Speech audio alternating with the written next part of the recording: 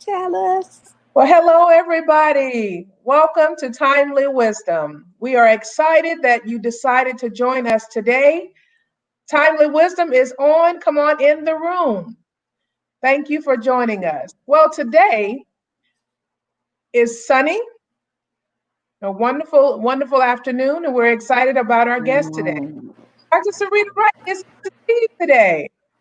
Yes, and you as well. And as my father in the gospel would say, it's good to be It's seen. good to be seen. It is Well, good to be seen. what is going on in Missouri? Ooh, Kansas City, Kansas City.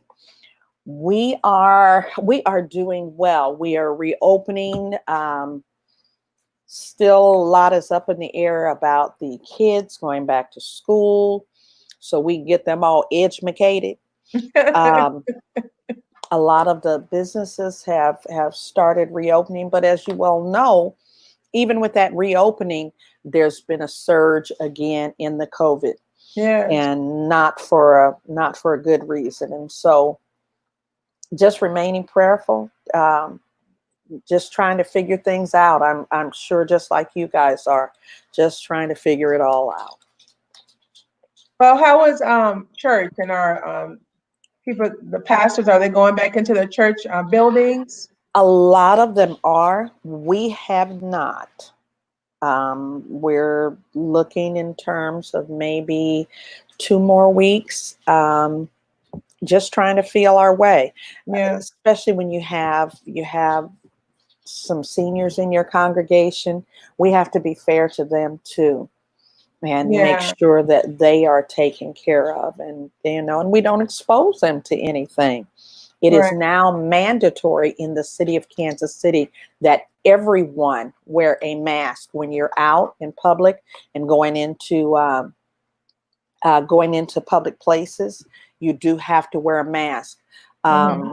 and I really think it's a good thing. Yeah. It's really a good thing. And so, one of my nieces is getting married a week from Saturday, Hmm. and I just got a text from her stating that everyone coming to the wedding has to have on a mask. Oh, it's not what I think you said it last week. It's selfish when you don't. Right, We have right, to be considerate of others, right? right. Uh, Absolutely. so you do know now, our governor has mandated that our bars be closed, and the restaurants now are at 50%. Because I believe Texas has the number five, the fifth highest rate in the U.S. So Wow. now he's backtracking and saying that no, we can't do this, and we must wear masks. And it is heart wrenching that we had to backtrack when we could have done this in the beginning. So why do we have to have the outcome that we have before someone listens? Well, yes, this is another cry for help. Well, it's too many times I think it's about money. And Mm, years ago, I used to be a big fan of the Jaws movies, and yeah. I'll never forget one of the movies where they had built a new theme park on the beach, and they were so excited about it. Mind you, two bodies had rolled up on the beach. Right, right. And so when the sheriff said to them, "Hey, there's bodies out here," they said, "We got to open up, though. People are expecting this to open up. We put a lot of money Money, into this." economic value. And so, needless to say, that was placed well above the lives of the people. And they opened up that theme park, and Jaws came through, had breakfast, lunch, and dinner. And then I think he came back and snacked. Uh, yeah, exactly. So you know, Dr. Wright, what you just said is it's. I think Vanita Bowie said, Reverend Vanita Bowie says, "Yes, ma'am. It's really about money." And I believe the president said, "We're not closing again. Uh, Our people need to make this money." In other words, I'm just trivializing it at this point, but for the most part, we really need to take care of each other. And while mhm. we're taking care of each other, we have to make sure that people are fed, people are clothed, and people have a place to live. So we have to make sure that we provide resources for those who are in need. Amen. Well, and it's interesting that you made that statement about people have to have a place to live, Yes. because I was talking with a young lady yesterday who is a property manager for a large apartment complex. And she said, as people are celebrating, they've gotten comfortable and excited, not understanding that in August, all of this money will come due for the rent. Exactly. Because these property owners, they can't keep biting the bullet. That's right. They have lights, gas, and water too. And so in August, this is all going to come due. And they have an expectation for their rent and their obligations to be met. Not only that, your car payment's coming due. So while you were buying flat screen TVs at Walmart, hello, somebody. What did you call it? It's coming to a head? It's coming to a head. Reverend, it's not going to be a good thing.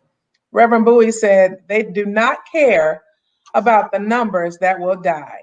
No. I think I read somewhere it said that it's just 10,000 people. Huh? It's just 10,000 people. Wow. Hi, Wallace, how are you? I'm good. Thank you for asking. Well, what's going on in the great state of Georgia, the big city of Atlanta, hot Atlanta? Well, it seems I got a message earlier today that 4 were killed in a car accident that ran into one of the hospitals downtown. It wasn't Grady, because otherwise it would be a whole lot more people. That's right. Oh my God. We are going up with our COVID numbers, and our governor is strongly encouraging people to wear masks and social distance, but not he's not requiring that people wear masks, which I think is the right thing to do. So hopefully it's going to be okay eventually.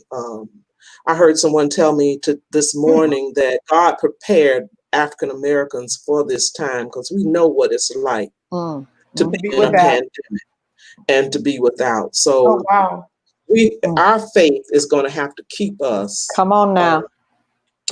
Keep us strong and help others to be strong who do not have faith. So as ministers of the gospel, it's our responsibility while we're in this pandemic to help people not give up hope. Right. Wow. I read this morning that because the governor has mandated closures on the bars to be closed, rather, that the bars in Dallas or Texas will sue the governor because it violates their right. It violates their rights. So I thought, oh my gosh. The right to make money over the life of another human being. Absolutely. Right. You took the words right out of my mouth. Because Sister Cassandra Redmond Key says the irresponsibility of church leaders is worse than the political negligence. Oh my gosh, that is a powerful statement. Thank you, Sister Keys. Now, I mean, she's saying it's the same thing, in other words. Oh my God. Well, guess what? We have a powerful woman of God today. And I tell you, Dr. Karen Baker-Fletcher, she is the professor of systematic theology at Perkins School of Theology, Southern Methodist University, here in Dallas, Texas, my alma mater. All right. She is, of course, originally from Indianapolis, Indiana, but she's been living here for 20 years. She has a PhD from Harvard Graduate School of Arts and Science, theology and literature. Harvard School, she has a master's from Harvard Graduate School from Religious Studies. She wrote this book called Dancing with God, a woman's perspective on the Trinity. And that's what we're going to be talking about today. But there are other books that she's written. She's powerfully written. She's a warm, tenacious woman. She's married. She has a daughter. And she is one of the most intelligent women that I know. Mm. And she walks in this thing called Womanist Theology. Awesome. I want to introduce you and reintroduce you to Dr. Karen Baker-Fletcher. Yeah. Welcome, welcome. Welcome. Well, it is wonderful to have you here today, Dr. We call her Dr. KBF for short. And she is always so willing to help you. And I remember when I was in seminary, this systematic theology just almost took me out. You were not alone. I was going to say, can I get in line? And she was so kind to walk me through different theories and concepts that I was able to not only write a credo, but walk through it and then pursue a DMin because of what she did for me. But Dr. KBF, I'd like to ask you, for those who didn't go to seminary, don't know anything about these theological lenses, what is womanist theology? Okay. Well, first, let me define theology. Hey. Okay. Theology comes from two Greek words. Theos means God. Right. Logos means word, wisdom. And so for me, when I'm just talking to regular folk, and even when I'm not, theology is wisdom about God. Mm. And it's about studying the work that every person of faith is called to do, to show ourselves approved by God and to draw closer to God. Yes. And so, you know, in the academy, some of the language gets very technical, but I like to ground it in the real world. Yes. And so I use a lot of concrete life stories Yes, you do. in my work in order to make it plain. And not everyone knows that, so much of our theology has deep roots, its deepest roots in Egyptian understandings of reality and of God. Right. And I was listening to another radio Facebook Live show where Dr. Tamara Lewis, who teaches Yes. church history at Perkins School of Theology, and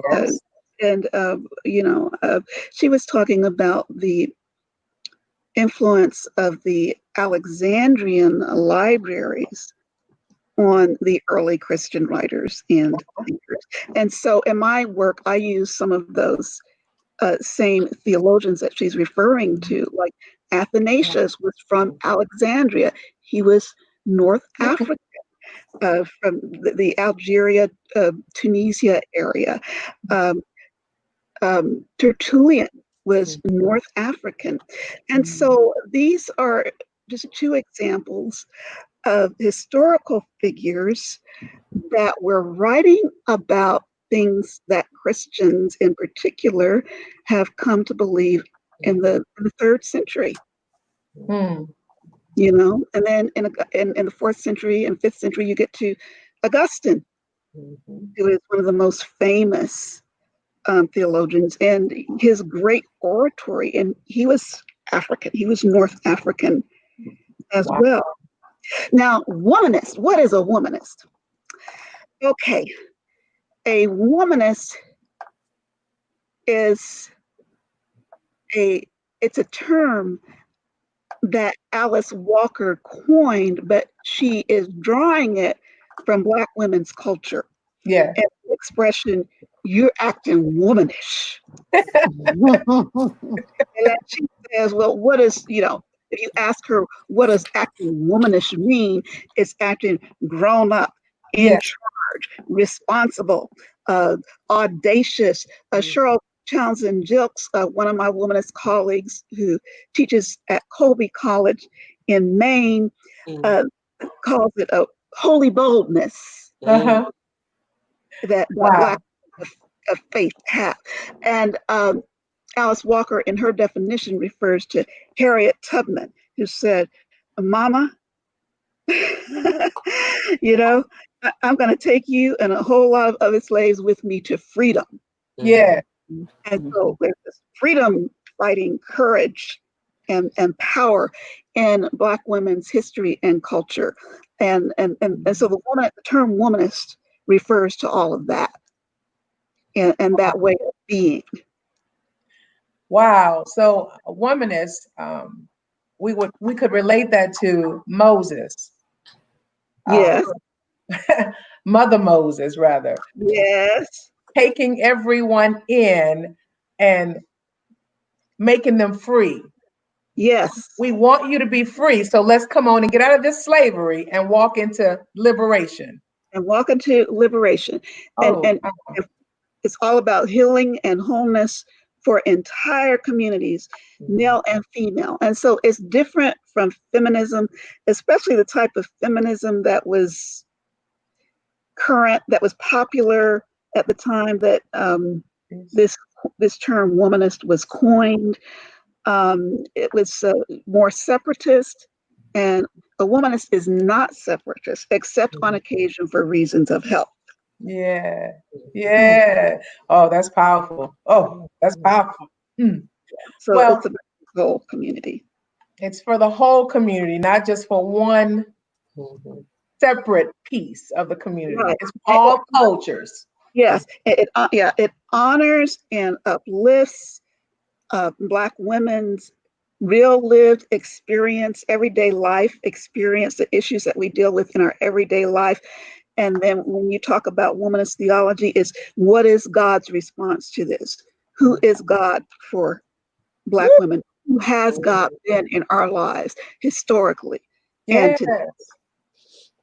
Yeah. My gosh. How do we engage the womanist theology as the foundation for this unfinished human rights movement? Mm-hmm. I see it being engaged. You're engaging it. Yes. All of you, are engaging it, and in your lives, in your ministries. And so I see living examples all around me in ministries that are making sure that our communities have masks during COVID, that families that need food are, that food is being provided. There are resources for that. People who are doing this work, people who are doing pastoral care, to me, during this time especially, but anytime, because we've always got something going on in our community. Yes, Lord. Yes. Yes. We've got ongoing collective grief in our community. Wow. Right? Even before COVID. And so COVID is just exacerbating all of that. And so, especially now, but on an ongoing basis, of people who are doing pastoral care, and we have a lot of African American women clergy who are doing that, are doing womanist work.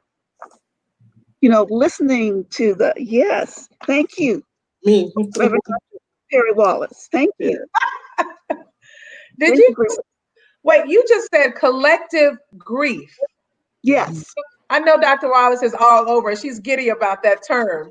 When you talk about collective grief, what does that mean in our community, though?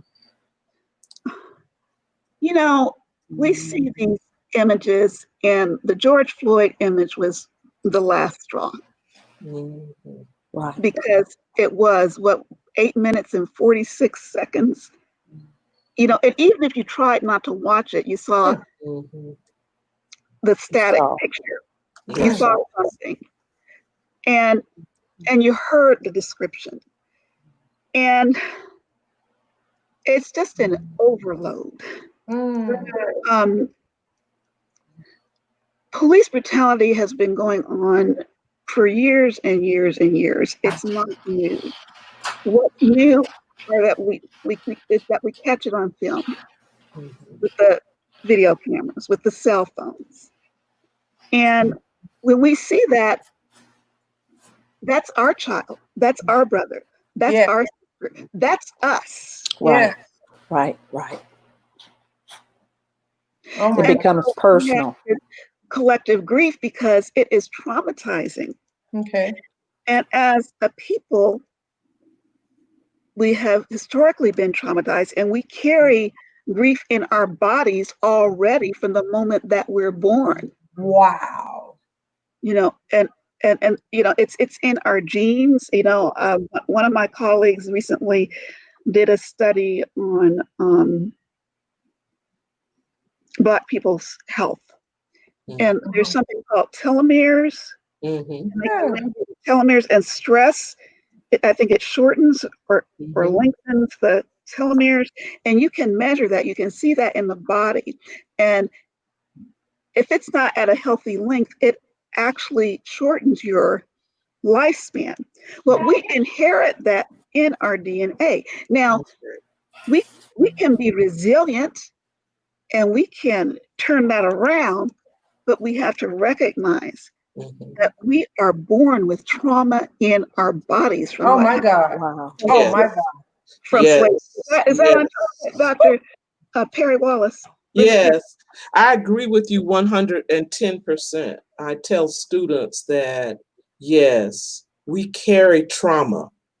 And I have 10 students right now, and 7 of them, in addition to carrying the trauma of their DNA, they carry the trauma of being sexually abused. So, and we empathically, we pick up sometimes the stressors of others if we don't know how to breathe, if we don't exercise, if we don't do things to help us remove some of that stress, because we naturally are empaths. We carry stress and the feelings of other people, of peoples around the world.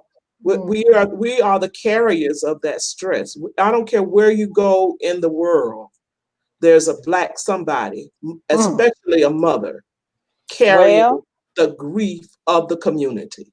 So I agree with you, Dr. KBF, that those telepaths that keep us from being healthy, we have got to learn ways in which to diffuse some of that to increase our lifespan.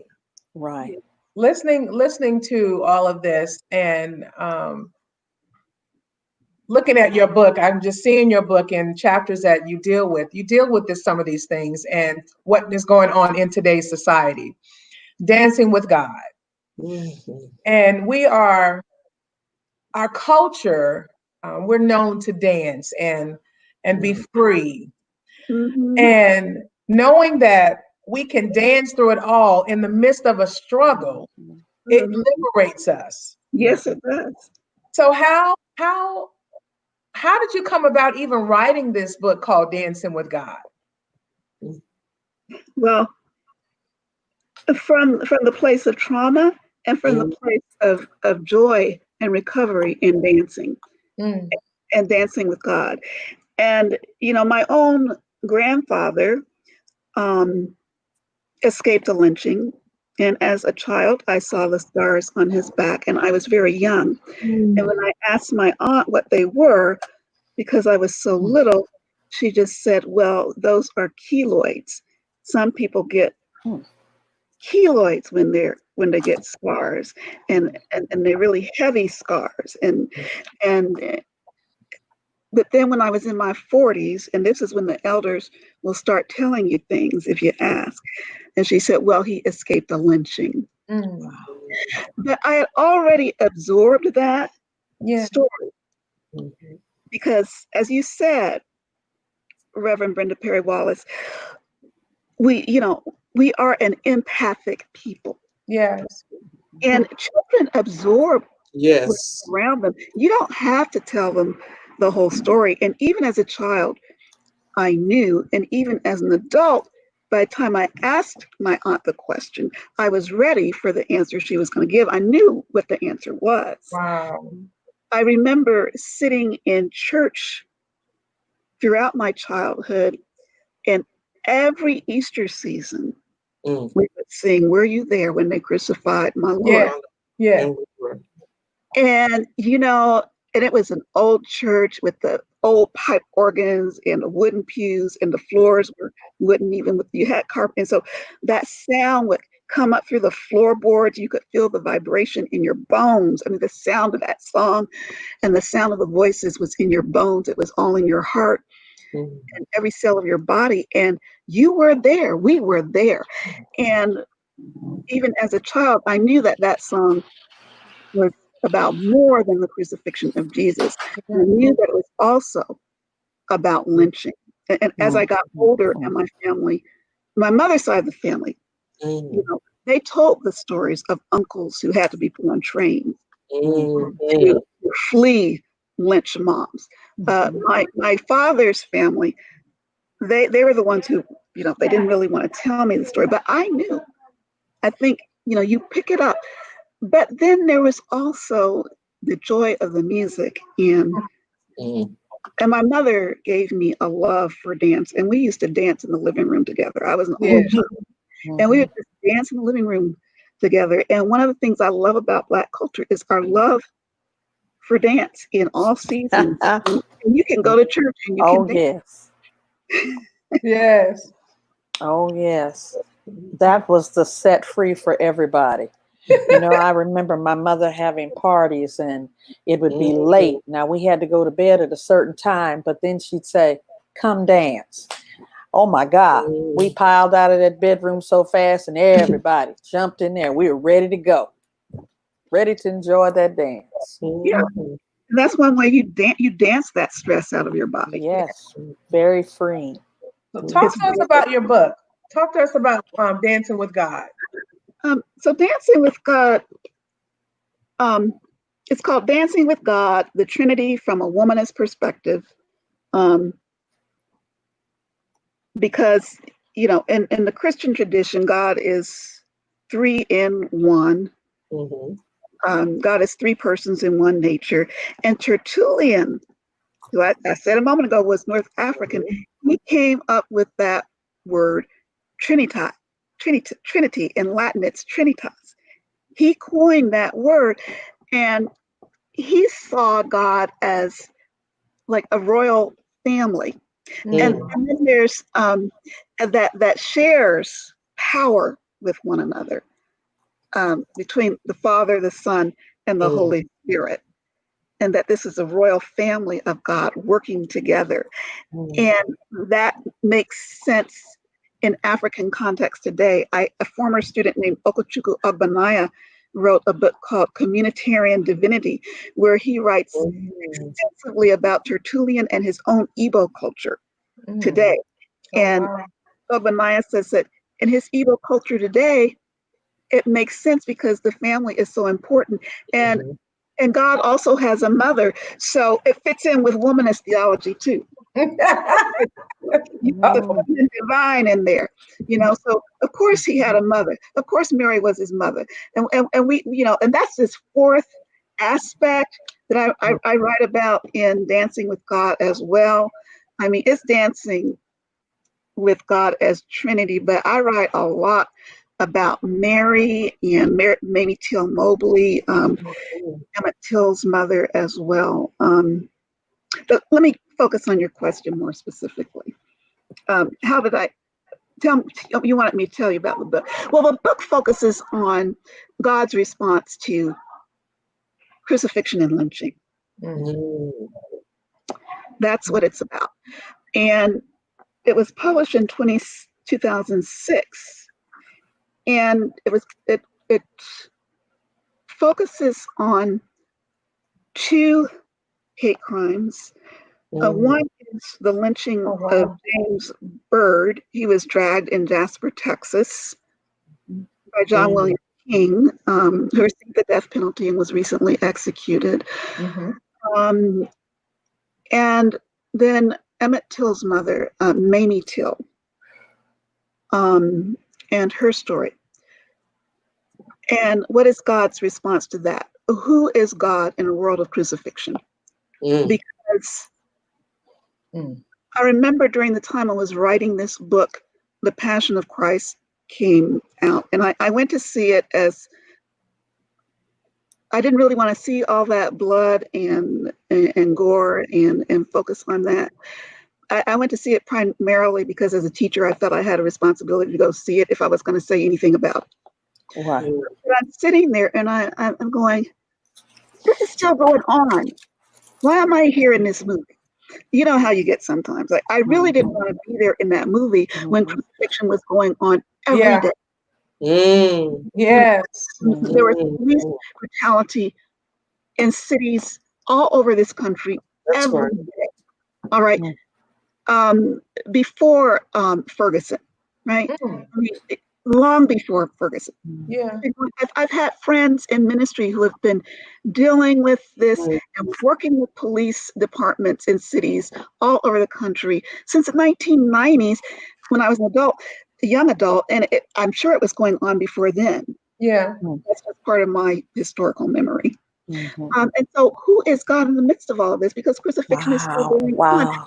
And we read and books about that because we're still crucifying Christ. And so then I went to the Black literature, and I already knew that W.B. Du Bois has this wonderful story called Jesus Christ in Texas, where a Black man is lynched, and it turns out to be Jesus Christ in the end of the story. Langston Hughes wrote a poem about lynching and crucifixion. County Cullen wrote a poem called saying Jesus Christ is being crucified again. And so the book just emerged in response to all of this. And I did not want to write it. I had to write it. Wow. Because describing what happened to James Byrd, describing what happened to Emmett Till, I used Joyce King's book, Hate Crime, for the work on James Byrd. She's a journalist who actually saw all the police photos, and they were so horrible. And she was granted special access to look at those. But her descriptions were very clear, and she didn't even include all of it. And as I was writing, I would write to it. As I was writing the chapter, and that's chapter 5, where I talk about your brother's blood being spilled on the ground. Wow. Your brother's blood, and in memory of the story of Abel and Cain, your brother's blood, and write 2 or 3 sentences of describing what happened. And then I would have to go out in the yard. I would have to go do some yoga moves. I would have to take the rest of the day off because it was very difficult to write about. But there is this divine response. And I think as a people, we have danced with God. And in the Christian tradition, there's something called perichoresis that we get from the Cappadocian fathers. When we look at 4th century Christian writings, and perichoresis is dancing with God. And so that just connects so well with what we do, what we're already doing as a people, where we find our courage and hope is in that dance with God in the midst of all of this. Oh, wow. And God provides that courage that we need, to, keep resisting injustice, to stand up for justice. Wow. To stand up for justice, to fight for freedom. Yep. Wow. And we have grief, but we also have joy, and you can have more than one feeling at the same time. Absolutely. Absolutely. Like when the sun is out and it's raining. I think we invented that, but my God. As you were talking about the different writers, my mind reflected to a song that was written by Billie Holiday. Well, actually, it wasn't written by Billie Holiday, but she sang it, and it was called "Strange Fruit." But it was actually written by a Jewish man who was trying to tell the story of the hangings, the lynchings that were going on. And so that was a very, very intense song. And without really looking into it, you don't know that that's what it's referring to. But it meant the bodies that were being hung from the tree were the strange fruit. Mm-hmm. Yes. And you're so right when you talk about us having, this is nothing new for us. Mm-hmm. It's No, it's nothing not. new. And whether or not we actually invented it, it certainly is not new to us. So, and in that text, the pulse of God, it's called the pulse of God, because I wanted to think about, you know, incarnation and you know, God with us. I mean, Jesus is Emmanuel, God with us, who identifies with us, and who knows what this is like. And crucifixion did not begin with Jesus Christ. It was already, he was born in a time when Jews were being enslaved, where there was a Roman occupation. You had to deal with soldiers and soldiers raping Jewish women, and crucifixion was, Jews were being crucified before he was born. When he was born, he was crucified. People were still crucified after he was born. Absolutely. I really wanted to make that point in this book. And I wanted to make the point that in Rome, crucifixion was for entertainment. I mean, it provided, it was a form of entertainment. And here in the United States, lynching was a form of entertainment. Yeah. Yes. People had sent out postcards of the lynched persons. They brought their wives, their children. They had picnics. Well, that's where the word term picnic came from, and excuse the expression, pick a nigga. And they would take the little children and they would use them on display. And even down in the Mississippi Delta, they used to take the little African babies and use them as alligator bait. And so again, this grief, this ongoing. And recently I read an article about the Punch Bowl. And I believe the Punch Bowl is down in Memphis, down in Tennessee. The Punch Bowl was the African American concentration camp. Nobody wants to talk about it, but it was the African American concentration camp. And they said the fruit down there is the best tasting fruit that you ever want to taste. The peaches are so big, so full, and so beautiful, but people are afraid to eat the fruit because they know that that's the mass burial grounds of the slaves. I would like to draw our attention, when you talk about lynching, Brian Stevens has done an excellent portrayal in Montgomery, Alabama. If anybody gets a chance to go, he wrote the novel about justice. I can't call the name right now. But in every state, he shows the names of African Americans who were lynched in that city, that county, that state. And it's massive. And to see that, it just takes your breath away to know how many of our people were lynched throughout history. My God. It's a whole slew of memorabilia and a depiction of African Americans being lynched. So if you get a chance to go, that's an awesome historical museum and outdoor museum, as well as an indoor museum. I really want to do that very much. Yeah. Well, and there's so much new research since this book was published. We always knew the numbers were greater than we had, and so I give some number of statistics in the book. And so now we know there were more, and we know that there are probably even more than that. Right. I mean, there's always more than what has Oh, been written. absolutely. Right. So, So go ahead. yeah, I think that museum is very important. The museum and the book. What do you deal with in your chapters 6 and 7 as it relates to today?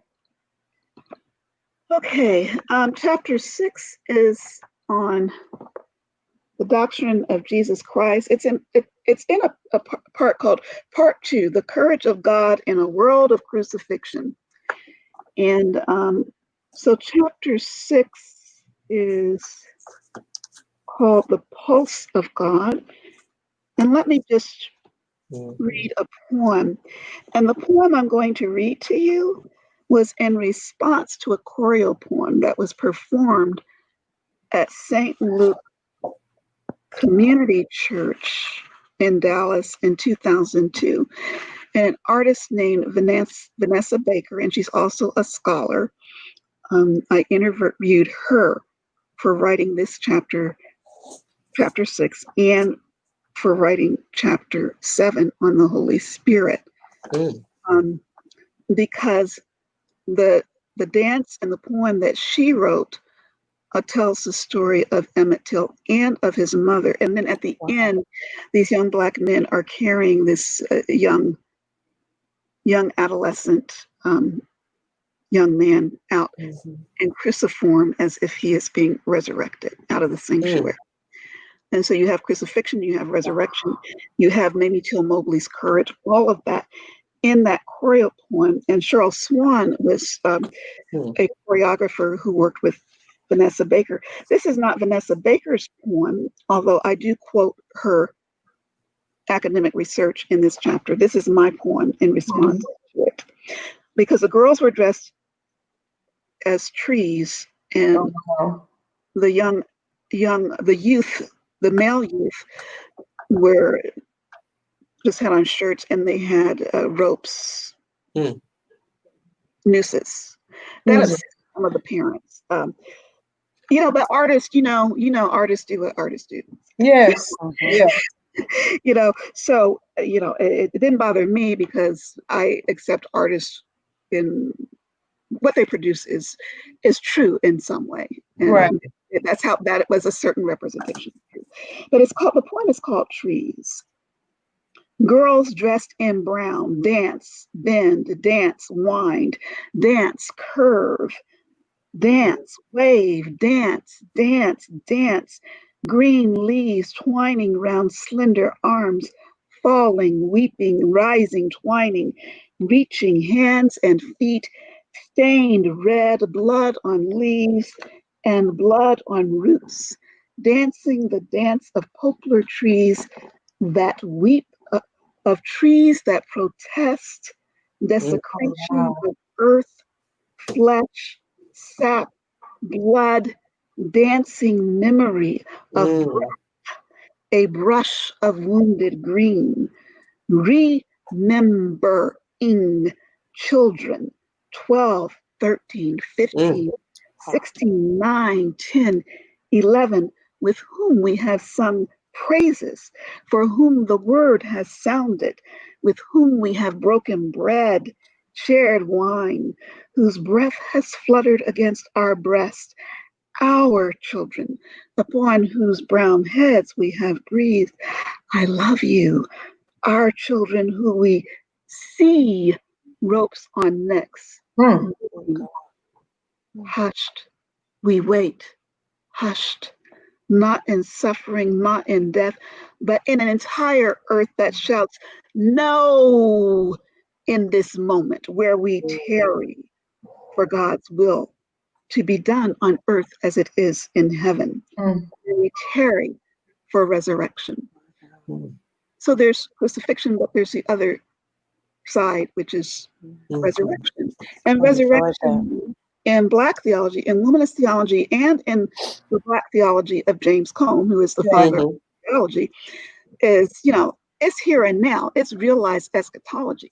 So every time you get moving and you start protesting and you start resisting injustice, Mm.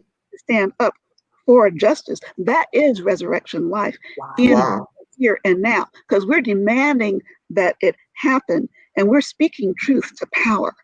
And we may take, however many steps forward and then some backward, but we keep moving in that resurrection hope. Right. And what happens after we die, that's fine too. Wow. All right. But right now, we're living into it. right now. Wait. What you just said, moving, dancing. Yes. My So God. into it. Yeah. The question I was about to ask, how do you dance through all this anger? How do you dance through all this protest? And how do you dance through all of it? You're hurting, you're angry, you just want to hit something. How do you get through all this with dancing? And that's where I come to Mamie Till in chapter 7, where that chapter is called More Than Suffering, the healing and resurrecting spirit of God. And there's a lot I can say about this, but let me just say what I wrote about Mamie Till. And if you could show that PowerPoint slide of Mamie Till right now. I don't know if people are familiar with a famous sculpture called La Pieta, and I can't even remember who the sculptor was off the top of my head, but there's a famous sculpture in Italy of Mary holding her crucified son.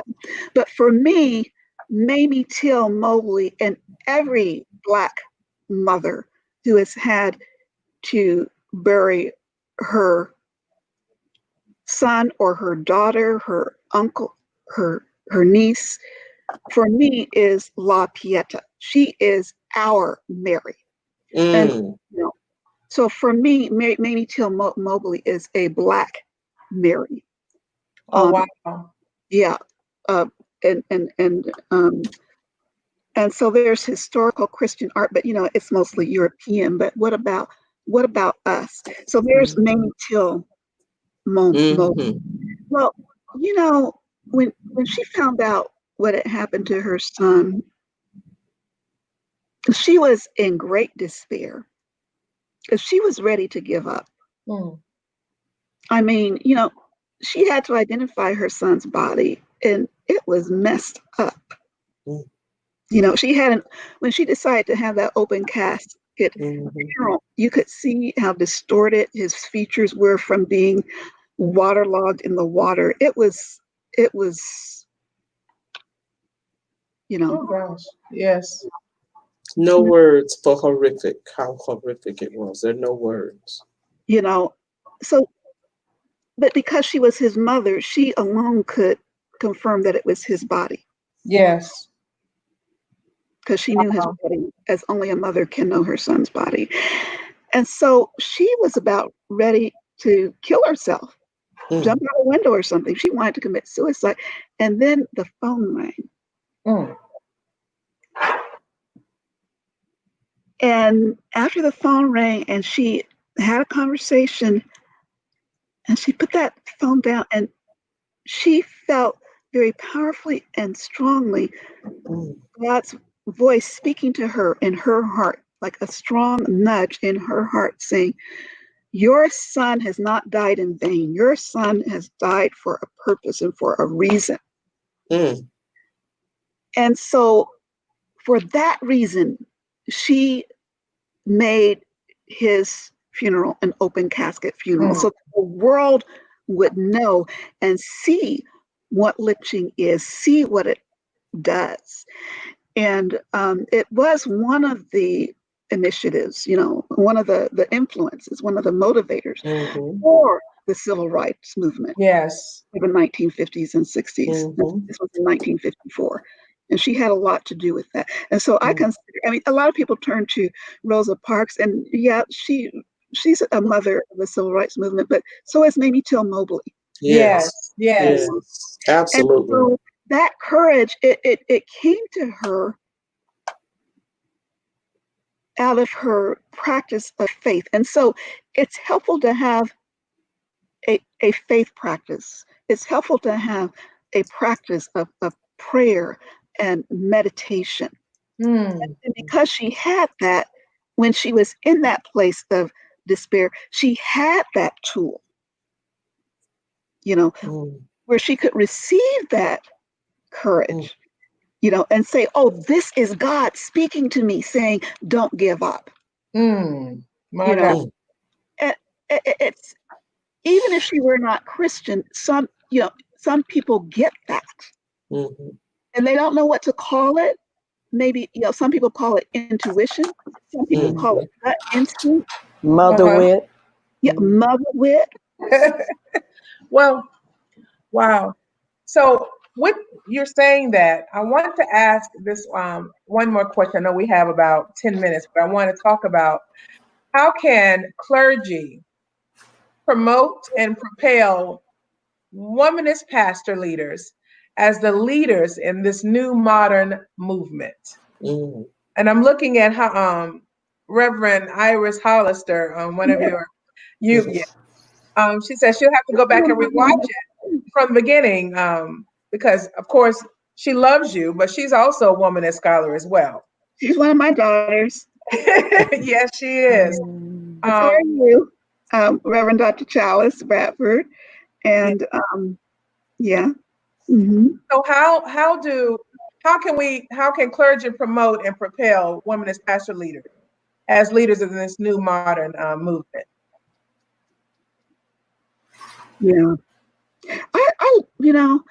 I feel like I don't have to brainstorm and think off the top of my head, because I see what Black women clergy and Black women in general in the community are already doing, and doing such a great job of it. When I look at the Black Lives Matter movement, for example, I mean, where would it be without the mothers? I mean, you have Trayvon Martin's mother. I mean, she's running for office right now. Yes. You have the mayor of Washington, D.C., who, made a bold statement. On the street in front of the White House. Okay. You have in Dallas, you have Irie Lynn Session, who has specialized with working with women who have been traumatized through sexual abuse, human trafficking, and domestic violence. And you have her Womanist Gathering. She's a public person who's always out there doing something. I think other people do what, Dr. Brenda Perry Wallace is doing. And that really speaks to my heart, because, my own nature is pastoral. And so I'm in a program for certification in spiritual direction, because I want to be spiritual director. That's awesome. Rich prayer life. Yes. To just sit and listen with people and facilitate them and finding themselves in a prayer life that works for them and that is effective for them. Wow. And so I think pastoral ministry, and especially when people specialize in it, because a lot of clergy their gift may not be pastoral counseling. It may be administration, it may be preaching, it could be any number of things, for some it may be, I think my home church in Indianapolis, Pastor Charles Harrison, he does 10-Point Coalition, and he has all this community outreach stuff. That's his gift. Yes. Everybody has different gifts, but to know your gifts, you got to know your gifts and walk in them, right? Amen. Know your gift and walk in it. If it's community gardening, get that going. Right? But if it's not pastoral counseling, don't fight. You can refer.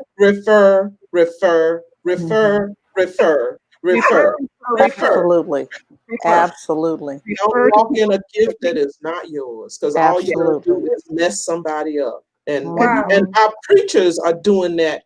Unfortunately, even now, they pass down a legacy of abuse and using the Bible to beat people up or to lynch people, for lack of a better word, because they don't think and look and act like them. So we got to have somebody that's holding the banner for the least of these. That's where Jesus was, lost, at least those that, and that's what women do. We aren't always the ones up front. Yeah. In the kitchen, we clean in the bathroom. Chief cook and bottle washer. That's it. That's it. A lot of our exercise gets done cleaning house, but lifting things, carrying things, running from one room, that's true. You've got Erica Wright, who is in Atlanta, and she just recently received a minivan from Tyler Perry for a ministry that she was already doing, but now she has a new van, and she does little kits for homeless people. For homeless people, there are children who make kits for homeless people, and have a ministry. There's so many. Y'all are rich. You know as much as I do, maybe more, about all that's being done. So through this COVID season, I am a teacher as well as a pastor, and we several of us were assigned to continue to feed the children, the children within the community. And I had an experience to go to a children's homeless camp. Oh, wow. And to see, to drive into this area and see a child come to the top of the hill and look to the left and to the right and look around and then say, come on, to the other children, that it's safe for them to come out of the woods to come and eat. It's more than a notion. And we have so many homeless children. We do. It's almost frightening. Dr. Wright. Yes.